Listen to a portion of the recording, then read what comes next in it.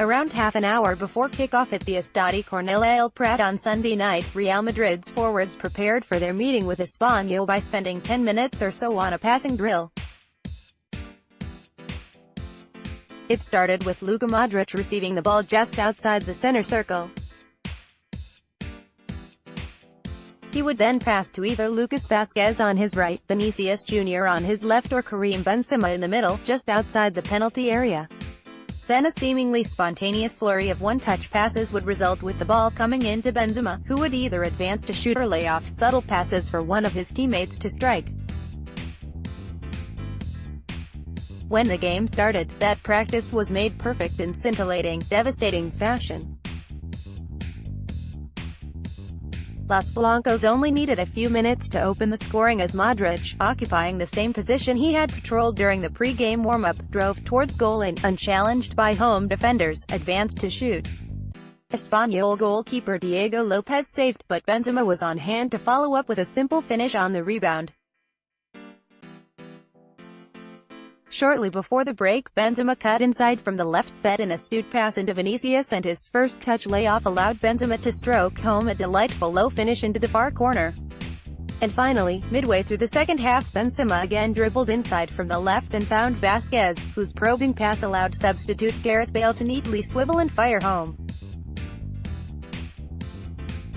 Espanyol had been destroyed, and there could have been plenty more goals as a result of similar passages of play, with gorgeously flowing passing football always heavily involving Benzema as the fulcrum of the attack. The Frenchman was brilliant, more than living up to coach Santi Solari's post-match assertions that Benzema in this form is one of the best number 9s in the world. In fact, you could quite possibly dispense with the words, one of.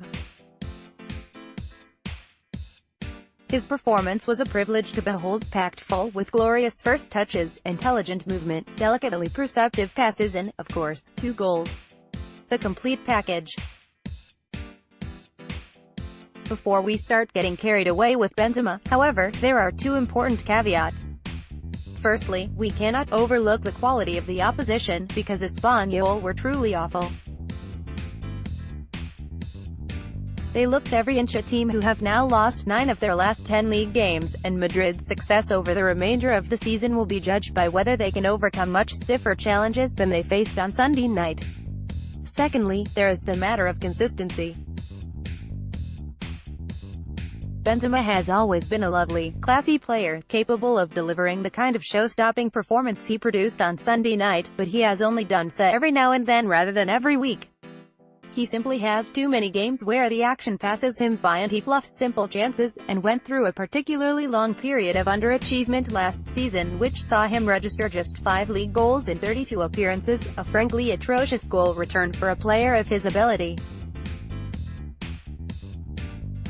This season has been much better, and it's tempting to conclude that Benzema has benefited big time from the departure of Cristiano Ronaldo. Rather than being a secondary figure whose primary job was to service the Portuguese star's insatiable thirst for goals, he is now the focal point of the attack. As demonstrated by the warm-up routine before the meeting with Espanyol this weekend, now everything goes through Benzema, giving him ample opportunity to showcase his ability to smoothly link play, his generosity, as Solari described it, but also requiring him to become the team's main goal scorer. He has responded by producing his best season in years, not only in terms of hitting the back of the net but also in terms of contributing significantly on a week-in, week-out basis. And if those stellar standards can be replicated over the remainder of the campaign, it could yet end with Real Madrid celebrating a 4th successive Champions League crown.